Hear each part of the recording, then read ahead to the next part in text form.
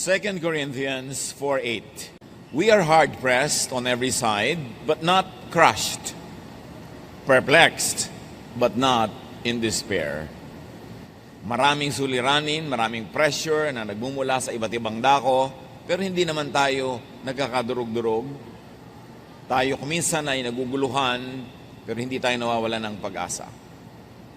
Problems. Maraming problema ang mga tao, minsan sunod-sunod, sabay-sabay, sapin-sapin. Ano ang maaaring matutunan mula sa salita ng Diyos tungkol sa pagharap sa mga problema ng buhay? Panginoon, salamat dahil kayo'y nariyan sa aming tabi. Kayo'y nasa aming puso, nasa aming isip, nasa kapaligiran. Kaya meron kaming maaaring sulingan, lapitan, sundan sa mga oras na kami namang problema.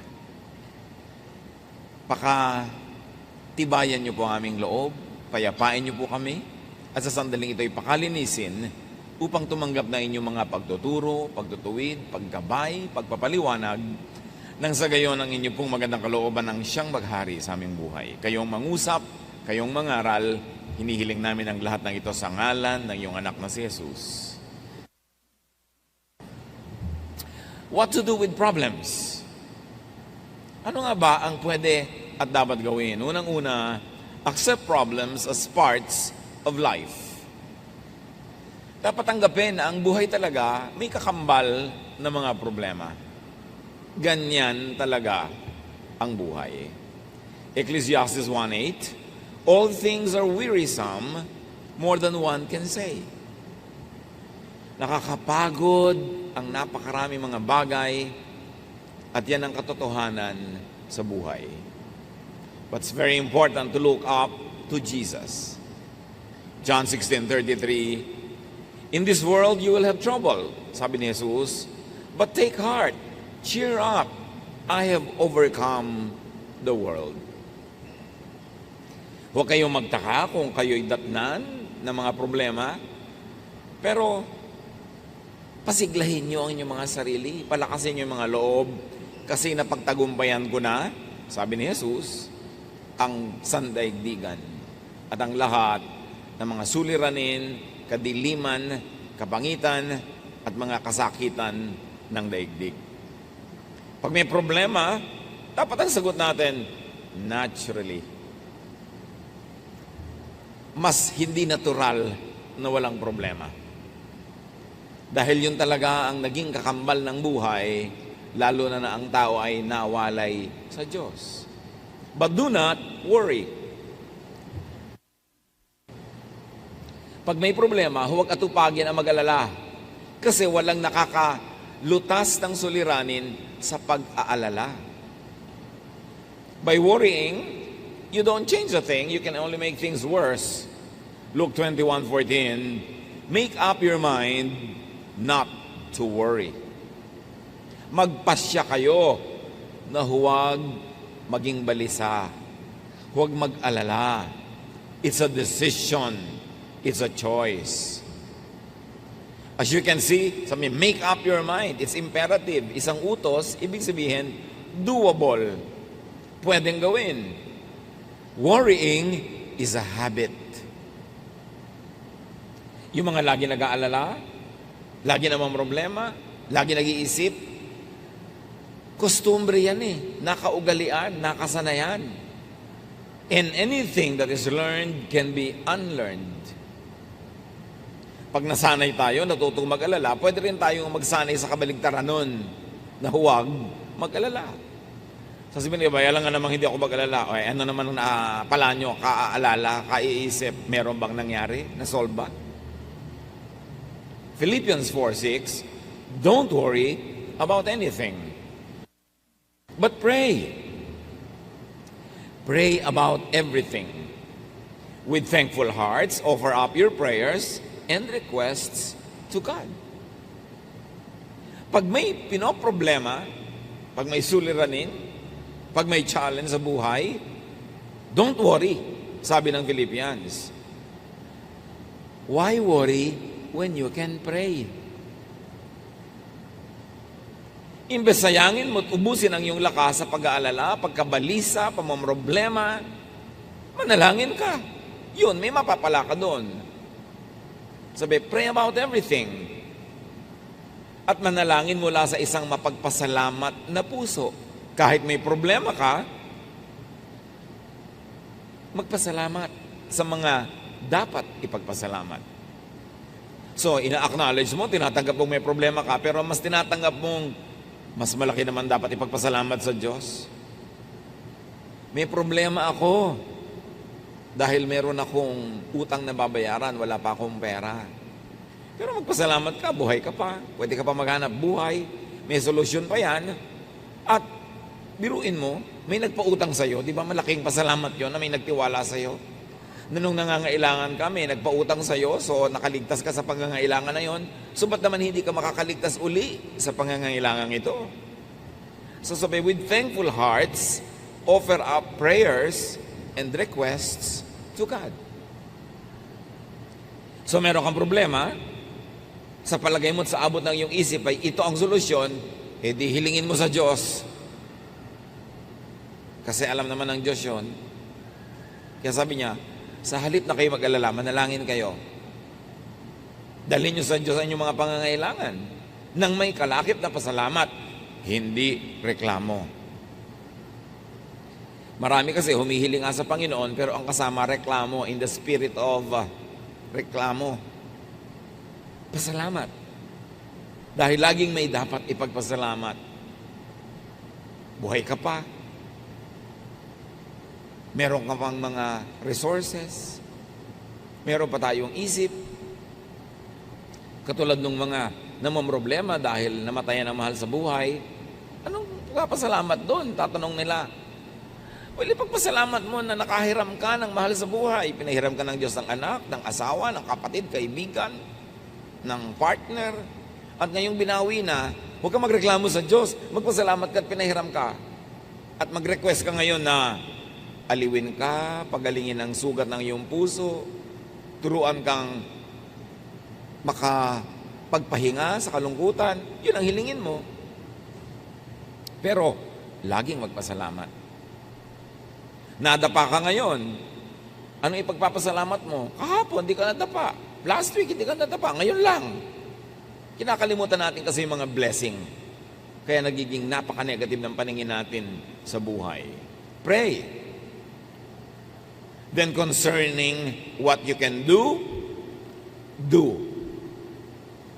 Concerning what you cannot do, leave it up to God.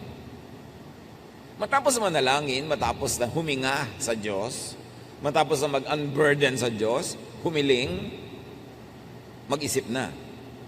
Alin ang pwede kong gawin sa mga hiniling ko? Lord, bigyan niyo po ako ng income. O ano pwede kong gawin? Pwede ba ako magtinda? Pwede ba ako mag-buy and sell? Pwede ba akong mamasukan? Then gawin mo na. At yung hindi mo kayang gawin, yun ang ipasa Diyos. Dalawa lang naman ang pwede natin gawin sa buhay. Yung kaya at yung hindi kaya. Yung kaya ay kayanin, gawin na agad. At yung hindi kaya, yun ang ipasa Diyos. Ang problema sa marami, yung kaya nila ipinapasa Diyos. Kaya hindi dumadating ang solusyon. Because God will not do for you what God has empowered you to do. Nakita niyo si Pedro nung nakakulong, bibitayin kinabukasan, nagpadala ang Diyos ng anghel sa kulungan. Anong ginawa ng anghel? Ginising si Pedro at pinatayo. Hindi binuhat kasi kaya ni Pedro ang tumayo. Nilagot ng anghel ang mga kadenang bakal. Bakit? Kasi hindi kayang gawin niyo ni Pedro. At sabi niya kay Pedro, magbihis ka. Lalabas tayo sa kulungan ito. Hindi siya binaby-baby at binihisan. Kasi kaya niya magbihis. Pagkatapos binuksan ng anghel ang pinto ang bakal, kasi hindi kayang gawin niyo ni Pedro. At sabi ni ang anghel, maglakad ka na, umuwi ka na. Hindi siya binuhat. Kasi kaya niya maglakad. Sa pag-solve natin ng mga problema, mga kapatid, una niyong isipin, what can I do? What has God empowered me to do? Ano mga ibinigay sa akin ng Diyos para ko ma-solve? At gawin. Huwag ipasa Diyos, huwag iasa sa iba, yung kaya natin gawin. Kaya ang tagal-tagal ng mga solusyon hindi dumarating, nasa kamay pala natin, hindi lang natin ginagawa ang tama. Parang yung babaeng balo na namatayan ng asawa, walang maibayad sa utang, yung anak niya, kukolektahin na ng mga nagpautang, yun na ang bayad, yung anak niya. Nagpunta siya sa propeta, sabi niya, ano pong gagawin ko? Namatay ang aking asawa. Wala ako kapera-pera, ang mga anak ko, kukuhanin na nagpautang, magiging alipin na sila. Pumunta siya sa propeta, maaaring umaasa siyang siya tutulungan, bibigyan ng donasyon. Ang sabi ng propeta sa kanya, ano bang meron ka sa bahay? Sa bahay mo, hindi sa bahay ko. Anong meron ka sa bahay mo? Ang sabi ng babae, konti pong langis. Walang-wala po kami pero merong konting langis. Ang sabi ng propeta, bueno, manghiram ka ng maraming mga palayok, mga jar, sa kapitbahay mo. Isalin mo doon yung konti mong langis. At ginawa nga niya yon. At doon nangyari ang himala, hindi na ubos-ubos yung langis na isinasalin hanggat may mapagsasalinan pa. Tumigil ang dumalo yung langis nung wala nang masisidlan. So what did that widow have?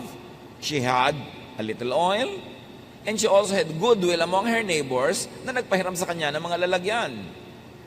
What do we have? Pag may problema tayo mga kapatid, ang unang solusyon, what do I have? What has God given me that I can use to solve the problem? May utang ako, kailangan kong bayaran. Ang iisipin mo agad, uy, may savings ang aking ate. Uy, may savings ang kapatid ko, uutangin ko. Meron ka pa naman pwedeng ibenta. Meron ka pang katawan na pwede magtrabaho. Ang iisipin mo agad kung ano ang meron yung iba. Kaya hindi na solve ang problem. Higit sa napakarami natin mga problema, kaya nating lutasin. Nalulumbay ako, nalulungkot ako. Anong gusto mo gawin ko? Mag-sirko-sirko sa harapan mo para ka sumaya? Di pasayahin mo ang sarili mo. May kakayaan kang gawin yun. May sakit ka. Kaya mo namang kumilos. Kumilos ka, huwag mong iasa sa iba. Ang iasa mo lang yung talagang hindi mo na kaya. Meron kang gustong bilhin, wala kang pambili. Pagtrabahuhan mo, hindi aasa ka sa hingi, aasa ka sa awa. Kailangan solvein mo yan because binigyan tayo ng Diyos ng kakayanan. Ang lagi lang nating tendency, lumapit sa propeta, walang-wala po ako. At ang sagot sa kanya, ano bang meron ka sa bahay mo? Gamitin mo yun. Alam ng Diyos ang pangangailangan mo, binibigyan kanya ng kakayanan. So solve what you can, and what you cannot solve, leave it up to God. At tanggapin mong parehong yung kaya mong solve at hindi mo kayang lutasin, parehong alam yun ng Diyos. Ecclesiastes 7:14, when times are good, be happy. But when times are bad, consider this. God has made the one as well as the other. Pag maganda ang panahon, magsaya ka. Kung malungkot ang panahon, di malungkot ka. Anong gawin mo? Magsasaya ka, malungkot nga. Lilipas din yun. Pastor, ang lungkot-lungkot ko po. Bakit? Kasi po nawalan ako ng trabaho. Kasi nawalan ako ng boyfriend. Kasi ito, hindi malungkot ka. Nawala ka pala ng boyfriend, nakakalungkot ka yun. Hindi malungkot ka. Alam nga naman sumaya ka, nawala ka ng boyfriend. Anong problema mo? Nalugi po ako sa negosyo, ang lungkot ko. Natural, alam nga pag natuwa ka, magtataka ako niyan. Hindi malungkot ka, lilipas din yan. Pagsasawaan ka din yan ng lungkot. Wala namang lungkot na nanatili forever, lalo't itinataboy mo. Ngayon kung inaalagaan mo, bine-baby-baby mo yung lungkot, magpapatugtog ka ng malungkot na tugtog, titingin ka sa mga litratong nakakalungkot, talagang lulungkot ka lalo. Kailangan, gumawa ka ng paraan para huwag ka malungkot. Pagka naiinip ka, lumabas ka ng bahay, mag-isip ka, may gawin ka, magtrabaho ka, mag-exercise ka, magpawis ka, huwag mong i-baby yung lungkot mo. Ngayon, meron talagang lungkot na nandyan, di malungkot ka, ganun talagang buhay, hindi problema yung nalulungkot, natural lang yun, kasi meron kang emosyon. Tanggapin sa loob ang anuman nangyayari. Sa labas, lutasin yung problema. Pero sa loob ng puso, tanggapin mong ganun talaga, may problema ang buhay. Nalulungkot ako, ganun talaga, nakakalungkot ang buhay ko minsan, pero may gagawin ako sa labas para ako sumaya. Pero huwag yung tinatanggihan mo sa iyong kalooban, yung katotohanan. Tanggapin mo yung katotohanan, do not be in denial. Nahihirapan ang loob ko, di mahirapan ka, pero may gagawin ako para gumaan ito. Pero hindi ko lalabanan yung katotohanan na nalulungkot ako kasi yun ang katotohanan eh. Pero may gagawin ka, panlabas, para yung nasa loob, magbago. Huwag makipagtunggali sa sariling kalooban. Tanggapin ang dapat tanggapin. Nalugi ka sa negosyo, ang yaman mo dati, ngayon wala kang kapera-pera, tanggapin mo yun. Ganyan talaga, nangyayari sa buhay. Wala ako ngayon kapera-pera. Tatanggapin ko yung katotohanan na yun, hindi na ako makikipag-contest doon, hindi ako makikipagbabag sa katotohanan kasi nangyari na. Pero sa panglabas, may gagawin ako. Mamumuhunan ako uli, magnenegosyo ako, maaring manghiram ako ng puhunan, mamasukan ako, may gagawin ako. Pero sa kalooban ko, hindi ako makikipaglaban sa katotohanan. Ito ang katotohanan ko, tatanggapin ko to. Then buo ang iyong loob, nahaharapin ang iyong buhay para buuin ito uli. Do not problematize what cannot be solved. Huwag mo nang problemahin kung yung anak mo talaga napakahina sa arithmetic. Kahit ipagmudmuran mo siya sa lahat ng bato sa mundo, hindi pa rin siya tatalino sa arithmetic. May mga bagay na tinatanggap kasi hindi mo kayang palitan. Ngayon, hahanapin mo na lang yung iba niyang kalakasan, iba niyang katangian, at doon ka mag-operate. Huwag mong hanapin yung wala. Ang dapat mong tamasahin, i-develop, yung nandun. Huwag mong hanapin sa asawa mo, sa nanay mo, sa kapatid mo, yung wala sa kanilang likas sa pagkatao. Ang hanapin mo, yung nandun talaga, ipagdiwang mo yon para ka maging. Wala na po yatang solusyon, itong ugali ng anak ko, itong ugali ng asawa ko. Wala palang solusyon, hindi problema. Tanggapin mo para tumahimik ang iyong kalooban. Ecclesiastes 1:15, what is crooked cannot be straightened. What is lacking cannot be counted. Ang talagang liko, hindi maitutuwid. Nilikha talaga yun, sinadyang liko. Huwag mo nang tuwirin. Yung pag tinuwid mo yun, dun mali. Kasi liko talaga yun. At yung wala, huwag mong hanapin. Yung wala, wala. Lalong-lalo yung mag-asawa na ine-expect mo, pupunta sa event, nakita mo, husband lang o wife lang, hinahanap mo pa, nasaan ang wife mo?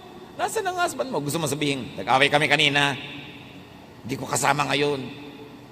Gusto mo pang marinig yun. Huwag ka naghahanap ng wala. Lalo sa mag-asawa.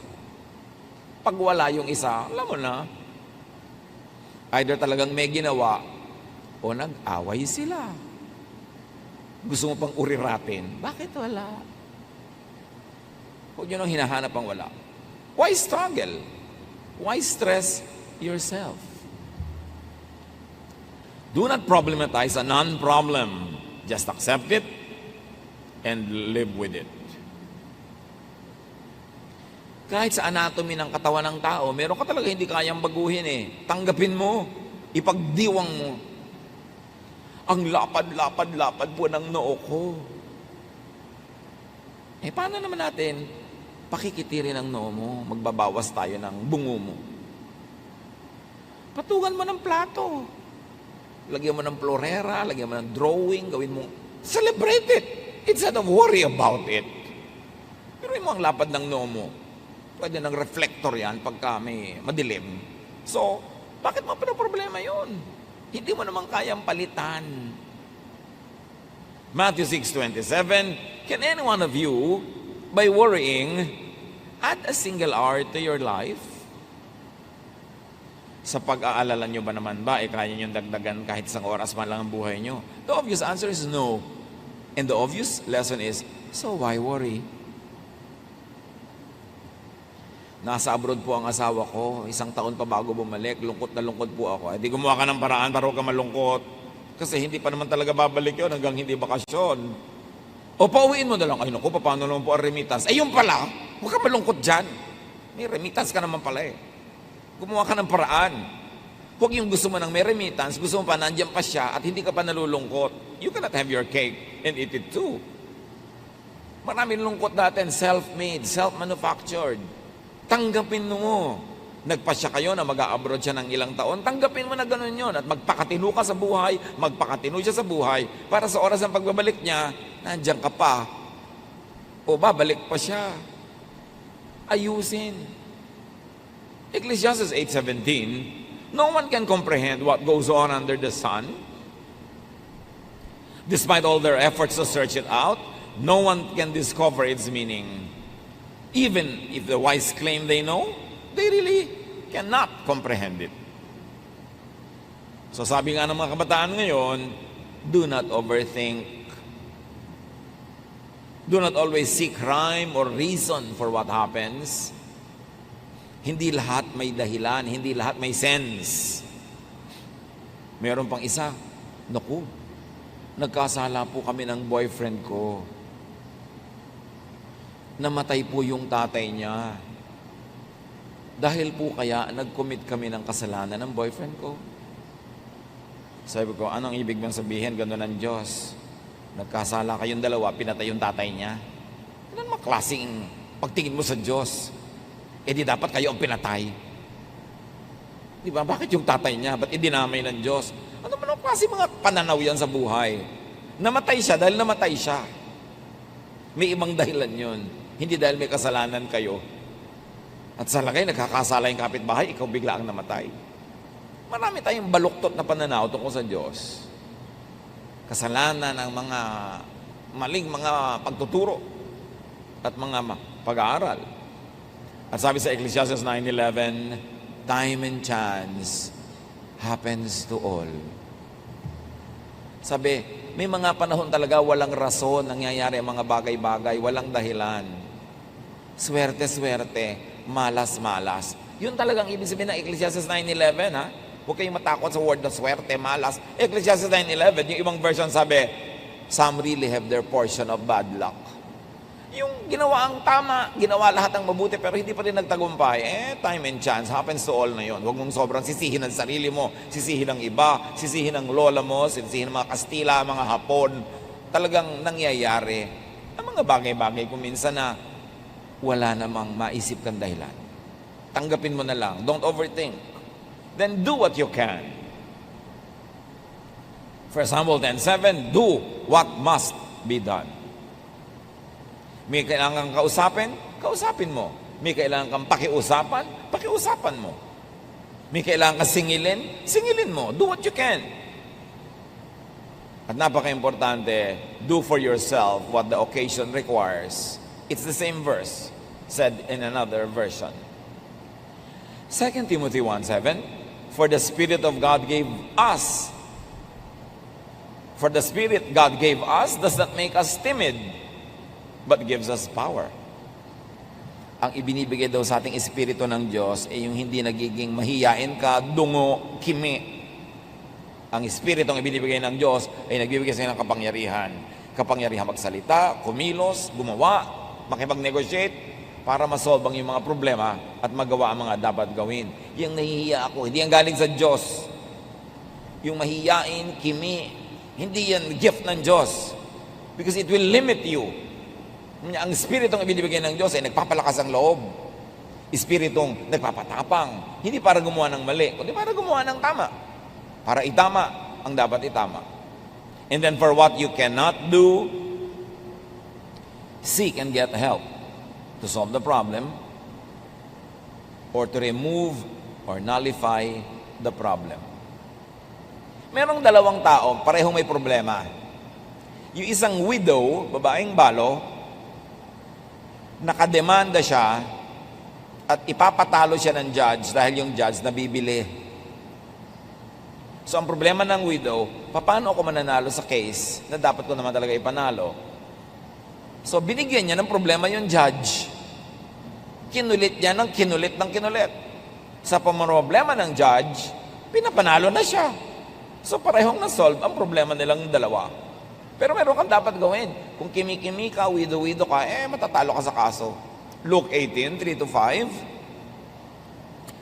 There was a widow in the town who kept coming to him with the plea. Kwento to ni Jesus. Grant me justice against my adversary. For some time, he refused. But finally, he said to himself, even though I don't fear God or care what people think, Yet because this widow keeps bothering me, I will see that she gets justice so that she won't eventually come and attack me. So pareho may problema. Yung nakademanda, problema niya, dapat siyang manalo. So binigyan niya ng problema yung judge, kinulit niya ng kinulit, hanggang para wag na lang siyang mainis. Pinapanalo na niya dahil dapat naman talaga manalo. Solve ang problem. So, may napapala yung mga nagsisikap talaga, may ginagawa. At kung talagang lagi may nanggugulo sa'yo, ibigay mo na yung gusto para ka matahimik. Kapatid mo, inaagaw sa'yo ang minana ninyong paso sa namatay ninyong magulang, ibigay mo na ang paso para ka matahimik. Kesa ang gulo-gulo. Alam niyo ba na pati ang katahimikan na ibinibili? May nanggugulo sa'yo. Bigay mo yung gusto. It has a cost. Pero mas mahalaga ba yon kaysa sa kapayapaan mo? Katahimikan? You pay even for your peace. And whenever you can pay anyway, go for peace. Mas tahimik ang buhay. Nag-aaway kayo. Gusto nyo magkasundo pareho, alam nyo yon. Pero somebody, dapat mauna. Magbaba ng pride at bumate. Hindi ikaw na para matahimik na kayo. Kasi pagka pinauna mo pa siya, ayaw pa niya, ang tagal-tagal, pareho lang kayo nalulugi, mauna ka na, di tahimik kayo. Ang hinihintay lang naman nun, isang text, isang bate, isang ano, tapos na. Huwag na magpataasan ng pride para tahimik. And then what you cannot do or solve, accept as unsolvable, undoable, unachievable at the moment. At the moment. Pag hindi mo kayang lutasin, hindi mo alam ang solusyon, tanggapin mo na lang na hindi ito malulutas sa ngayon. Sa ngayon lang. Ipagpaliban ang paglutas. Ecclesiastes 8:6, there is a proper time and procedure for every matter, though a person may be weighed down by misery. May pinakatugmang panahon at may pinakatamang paraan. Kahit pa nga ngarag na ngarag ka na ngayon sa pamamroblema, merong mga dapat tanggapin na hindi pa talaga ito masasolve sa ngayon. At pagka ganon, freeze problems that cannot be solved at the moment.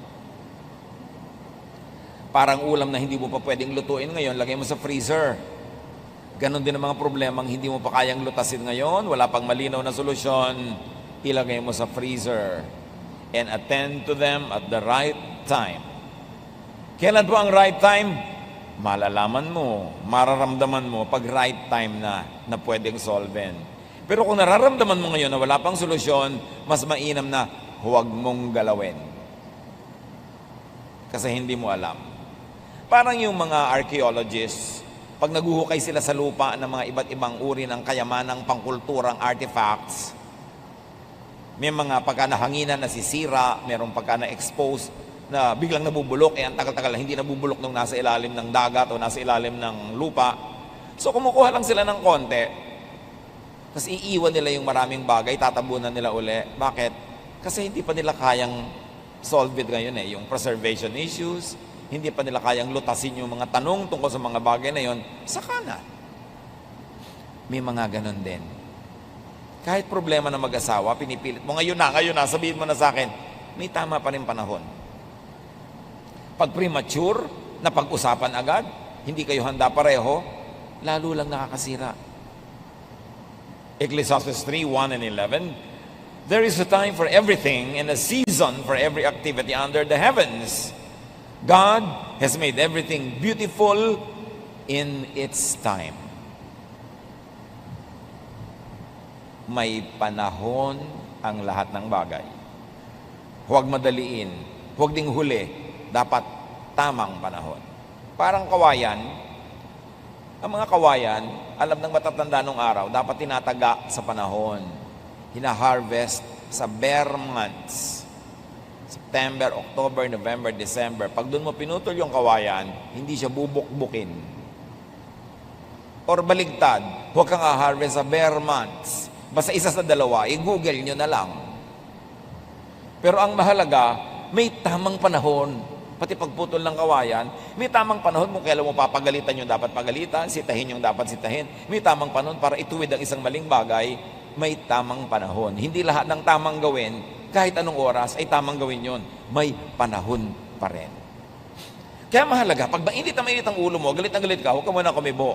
Dahil definitely, hindi yun tamang panahon. Bakit? Aandar yung init ng ulo mo. Ang uuwian ng usapan, away, hindi solusyon sa problema. Eh di ba kaya mo siya kakausapin para ma-solve? Pero kinausap mo, lalong lumala. Nagbatuhan na kayo ng refrigerator, ng kotse. Ba't pa kayo nag-usap? Buti pa, wag na lang, saka na. May tamang panahon. Pag mainit ang ulo mo, pag galit ka, pag gutom ka, hindi yun tamang panahon. Importante. God has made everything beautiful in its time. Kahit bata, gusto mong ipanganak na, 2 months pa lang, abortion ang tawag doon. Dapat 9 months. Ngayon, 13 months na, sobra na yun. Paglabas, may bigote na. Dapat tamang panahon. Lahat ng bagay. Kaya kahit may gusto kang kausapin, good ba ang timing ko? Tama ba ang panahon? Kasi pag nagtapat-tapat ang mga bituin, ang mga puno, ang mga ilog, sa tamang panahon, madali ang mga bagay. Kaya alam mo, pagka mali ang panahon, hirap na hirap ka. Kahit magnenegosyo ka, laging hirap na hirap ka, baka hindi ito ang tamang panahon para magnegosyo ako ng ganitong bagay. Kasi pag tama yung panahon, maluwag, madali. Be still when you don't know what to do. Let God move. Psalm 46:10. Be still and know that I am God. Pag lagi kang may ginagawa, lagi kang busy, lagi kang maingay, hindi mo nadidinig ang Diyos. Hindi mo nararamdaman ang Diyos, hindi mo nakikita kumikilos ang Diyos. Ngayon, kung may problema ka, hindi mo alam ang gagawin, dapat wala kang gawin. Ha? Wala po akong gagawin? Hindi mo nga alam ang gagawin. So pag may ginawa ka, mali ang magagawa mo kasi hindi mo alam ang gagawin. Pagka, pastor, hindi ko po alam ang gagawin ko. Ano pong gagawin ko?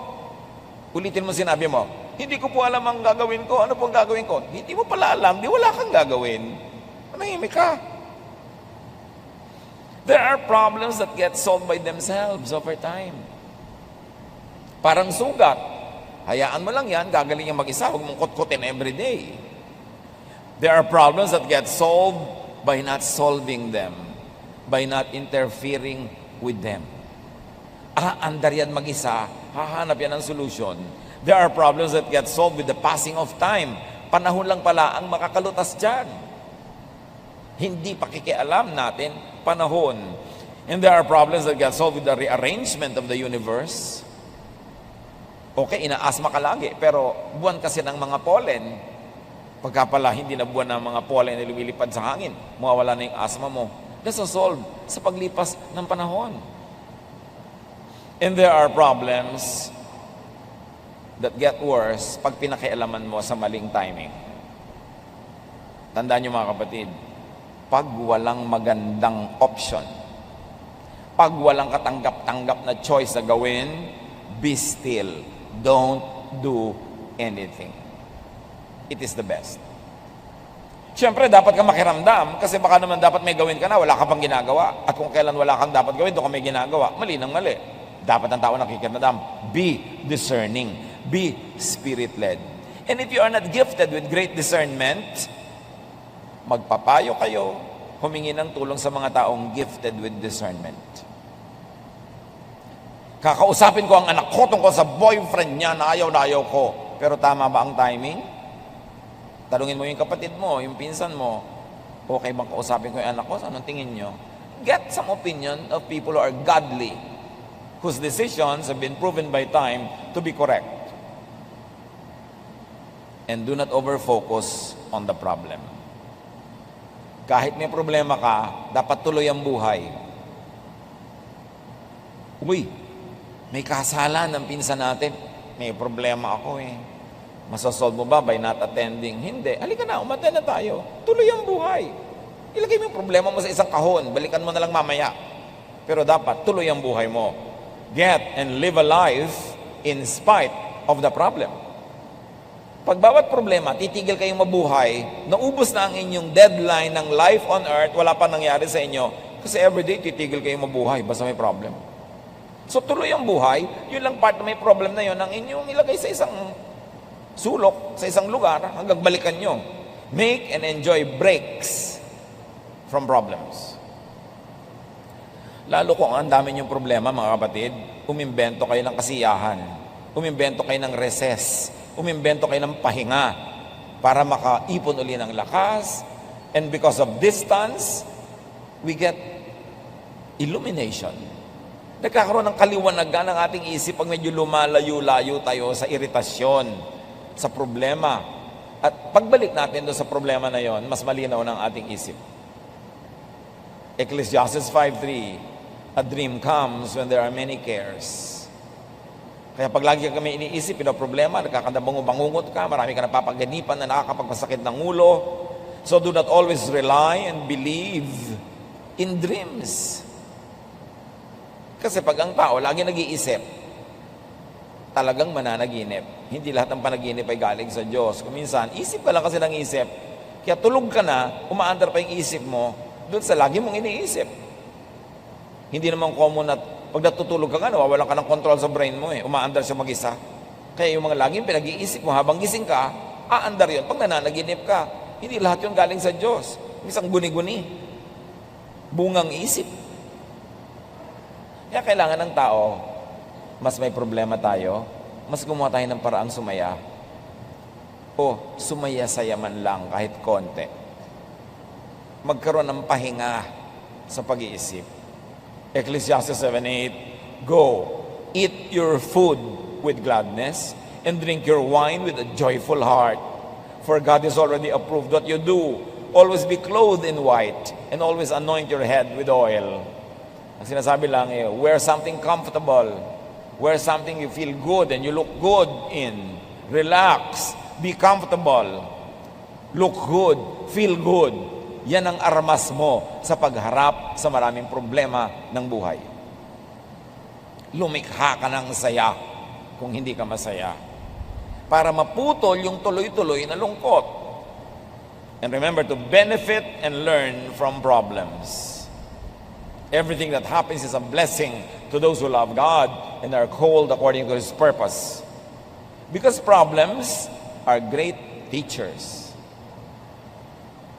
Yun nga daw mga batang lumaki na maraming pinoproblema, huwag lang yung talagang sobrang problemang nakakasira na ng isip. Yung maraming nilutan sa problema nung maliit pa, yun ang matitibay paglaki. Yan ang mga mahuhusay ang pagkatao, marunong makiramdam sa kapwa, marunong makisama, kasi maraming pinroblema. Proverbs 24:16, though the righteous fall 7 times, they rise again.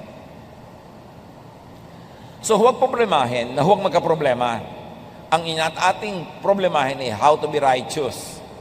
Because when the righteous fall, though they fall 7 times, they will always rise again. Be enriched, seasoned, developed by problems, especially trials. Pag dumadating yung problema o trial, isipin mo, lalampas din ito. Anything that will not kill me will enrich me.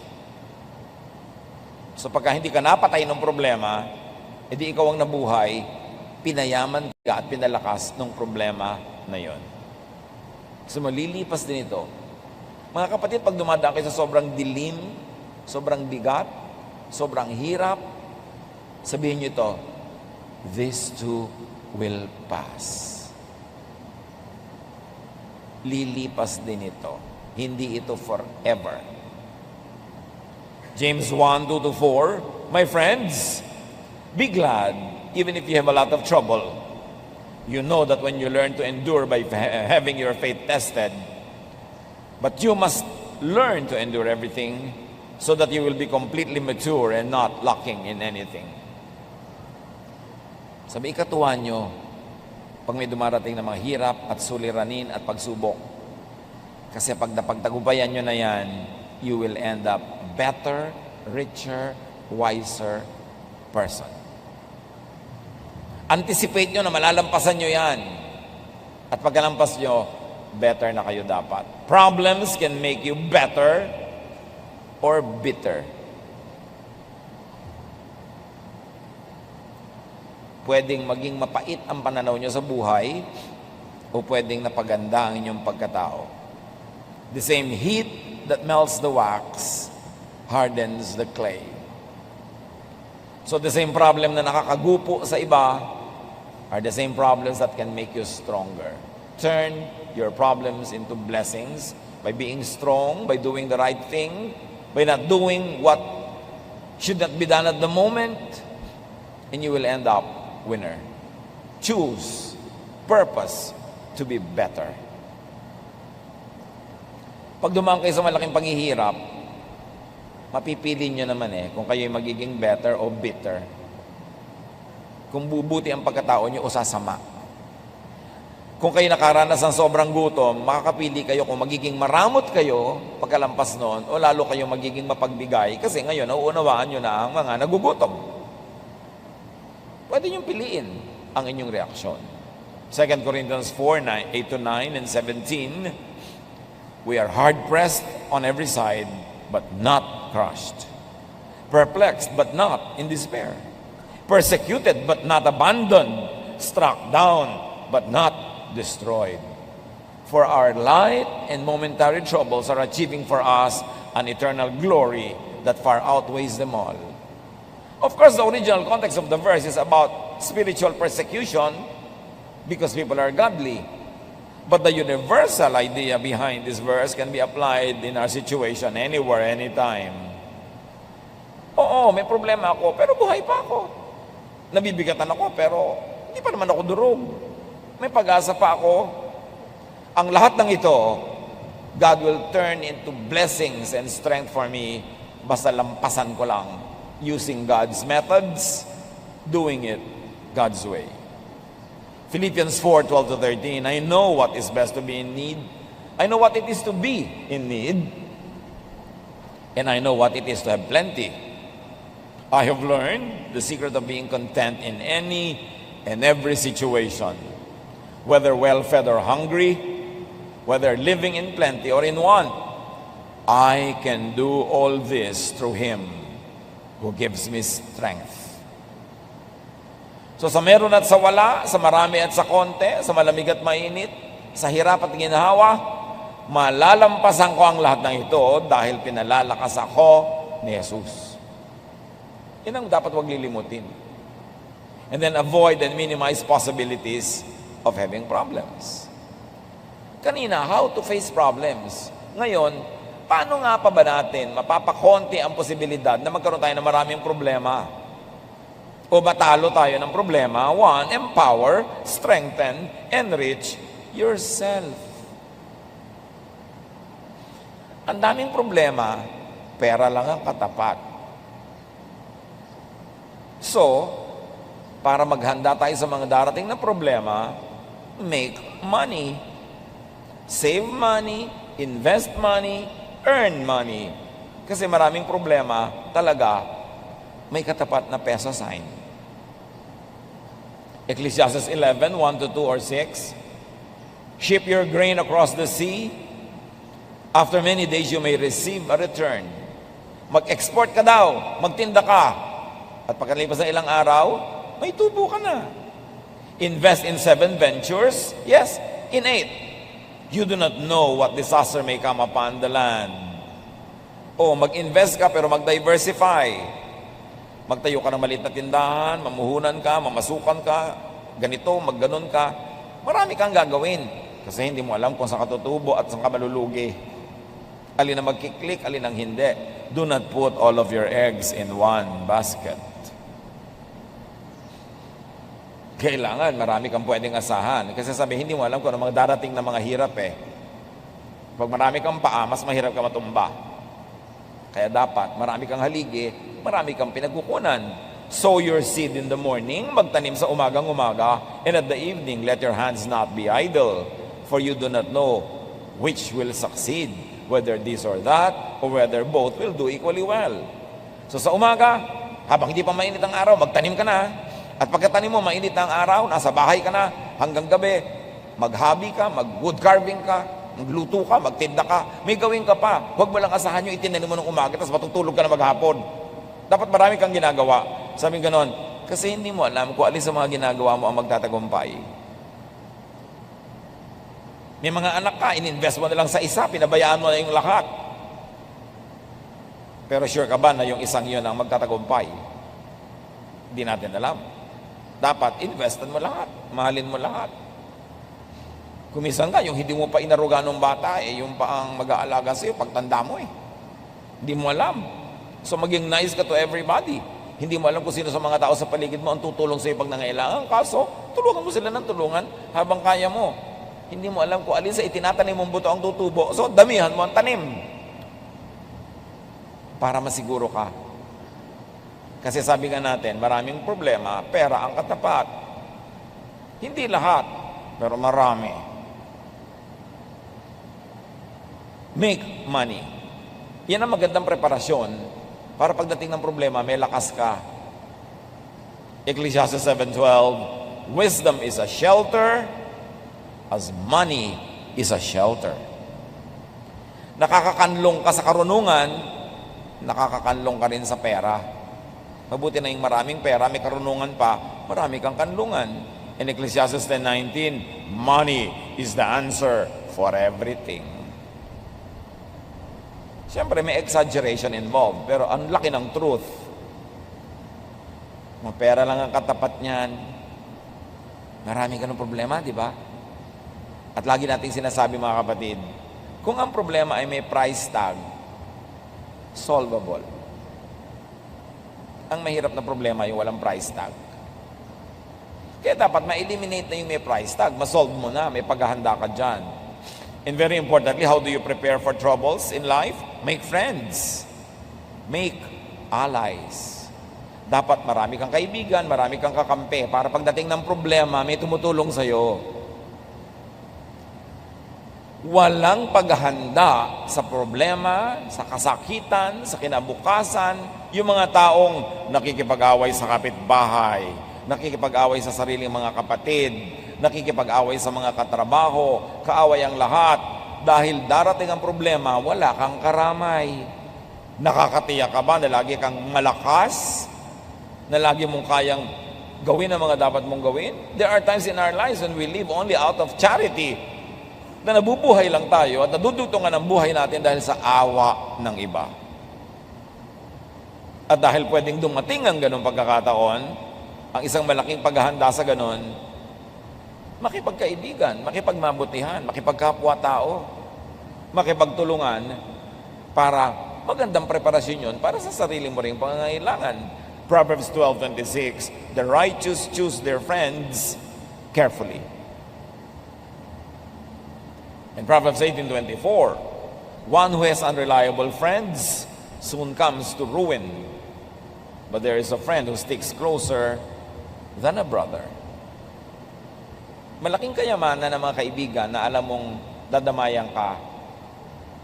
Napakalaking kahangalan na makipag-away kung pwede ka namang makipagkaibigan. Yung magtaray, magsungit. Inihahanda mo ang sarili mo sa panahon na walang tutulong sa'yo. Yabang yan Kasi akala mo lagi mong kaya ang sarili, kaya mong maglakad, kaya mong bumangon, kaya mong tumayo. No. You don't know what a day may bring forth. Hindi natin alam kung ano ating sasapitin. Ecclesiastes 4:9-10, two are better than one, because they have a good return for their labor. If either of them falls down, one can help the other up. But pity anyone who falls and there's no one to help them up. Ang dalawa daw ay higit na mabuti ka sa nag-iisa lang. Dahil mas mag-enjoy sila sa buhay, magkakatulungan sila. Pag may isang nadapa, mayroong isang pwede magbangon. Kawawa naman daw ang taong pag nadapa, wala man lang magbabangon. At baka nga tapakan pa siya para lalo siyang lumubog sa lupa. Dahil bad record. Dahil walang pinakisamang mabuti. Obserbahan nyo yung mga namamatayan. Alam na alam nyo yung maraming kinaibigan, maraming naging relasyon, nakipagmabutihan, ang daming nakikiramay. At kitang-kita mo yung ano ba naman itong mag-ina na to na namatayan ng tatay at asawa. Wala man lang ni isang tao dito sa lamay. Wala kaya silang pinakisamahan? Hindi ba sila nakipagkaibigan kahit sino man? Liban na lang bagong lipat sila sa isang lugar na wala talaga silang kaibigan at kamag-anak. Pero doon mo makikita. Kaya alam nyo yung may church, tas active ka sa church, tumutulong ka sa church, active ka sumasali sa mga activities. Pag nakasakit kami, dumadalaw. Pag namatayan kami, nakikipaglamay. May mga nag-aambag, may mga tumutulong. Napakalaking social investment. Huwag na natin sabihin spiritual investment. Doon tayo sa mas mababa. Ang laking social investment kung active kayo sa church. Kasi makikita mo, pagka sa mga tao mga active sa church, pag namatayan sila, mas tumutulong pa yung mga ka-church kaysa mga kamag-anak eh. Mas naaasahan sa oras ng pangangailangan. Kaya dapat, lagi kayong involved, sumasali. Una, dahil meron tayong mas mataas na dahilan because the body of the Lord is the one that we should take care of and participate in. Pero kung gusto nyo lang maging social and practical level, kasi darating ang panahon, mangangailangan din kayo ng karamay. Mabuti na yung kayo nang nauunang dumadamay. Proverbs 19:4 and 6. Wealth attracts friends, but even the closest friend of the poor person deserts them. Everyone is the friend of the one who loves gifts. Hindi ito tungkol sa kasamaan ng tao, ha? Tungkol ito sa isang katotohanan na pag kayo ay mapagbigay, mabait, mapagregalo, mapag-share, marami talaga kayong kaibigan. Kaya kayo mamimili. Will I lose some money to have friends? Or will I gain some money and lose friends? It's a choice. At dahil napakasarap ipakisama ang pera, isa yan sa mga pinakamasasarap ipakisama kung meron ka, magpakain ka, magregalo ka, talaga ang mga tao magiging malapit sa'yo, natural. Alam nga namang palautang ka, palahingi ka, lapitan ka, natural hindi. So, gawin mo na very productive ang iyong buhay para meron kang income for yourself, may sobra para ipamigay mo. Dahil ganun talaga ang friendship. Mas umuunlad, namumulaklak, humahayo, gumaganda ang amoy, humahalimuyak pagka meron kang pakisama. Kaya dapat magkaroon ka ng kabuhayan. Meron kang mga kaibigan para meron kang pagkakipagkaibigan, pakisama. Pag lagi kang wala, lagi kang nangihingi, lagi kang nangungutang, natural, ma-allergic sa'yo mga tao. Hindi sila masama. Practical lang sila. Kaya dapat maging practical ka rin. Be a giver, be nice, and you will be surrounded with people. Of course, hindi lahat ng yun ay true friends, pero may magiging true friends ka rin doon. Makisama, makisalamuha, makihalubilo, makipagbabutihan, makisangkot, makiisa sa buhay ng iba para gawin din nila sa'yo. Kaya sa mga highly developed economies, lalo sa mga Western and industrialized cultures, hindi na sila masyadong nakikisama. Alam niyo kung bakit? Kasi meron na sila insurance.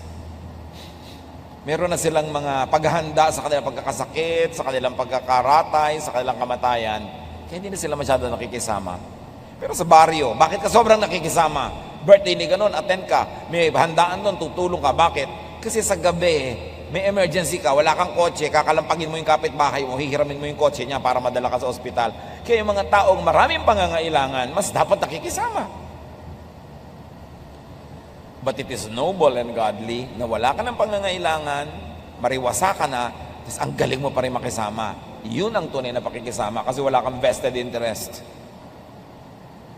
So, train your heart, train to be strong at heart. Palakasin ang loob, palakasin ang bulsa, palakasin ang katawan, palakasin ang espiritu, para pagdating ng problema, meron kang ilaban. Hebrews 13:9, it is good for our hearts to be strengthened by grace. Tamang panahon, tamang pamamaraan ang pagharap sa problema. Ecclesiastes 8:5, The wise heart will know the proper time and procedure. Sanayin ang puso na mahirapan para pag dumadating ang hirap, trained na. Ang mga bata, huwag palakihin sa layaw, sa sobrang sarap, sobrang ginhawa, kasi mawawalan sila ng training. Pagdating ng mga tunay na problema, marupok, mahina, madaling bumigay.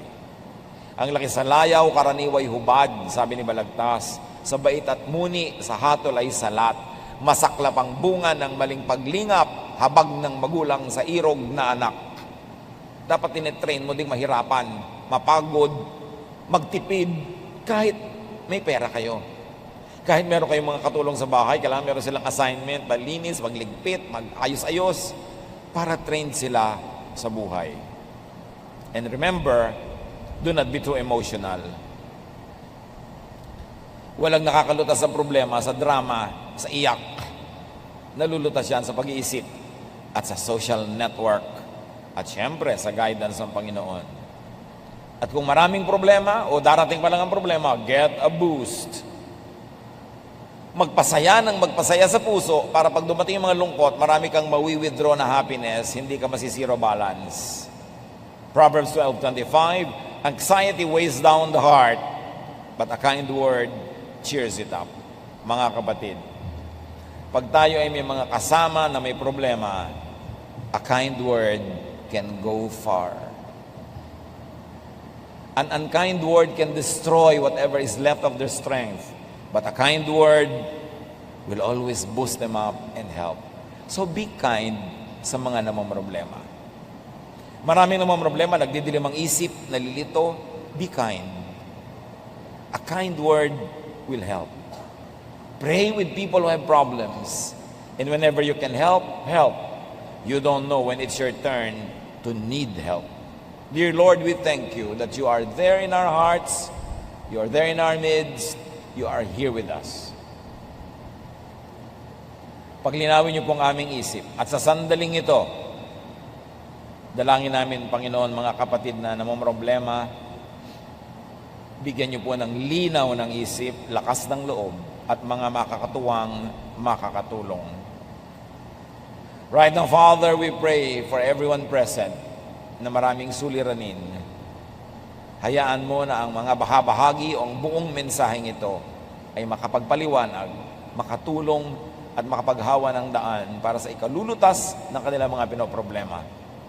Pagbulay-bulayan natin mga kapatid ang ating mga narinig, hingin sa Panginoon ang karunungang ito mailapat sa tamang paraan sa ating buhay. Lord, continue to speak to your people. As we bow before you and remain silent, let us hear your guiding voice. Be alone with the Lord. Silently listen to the Lord's guidance.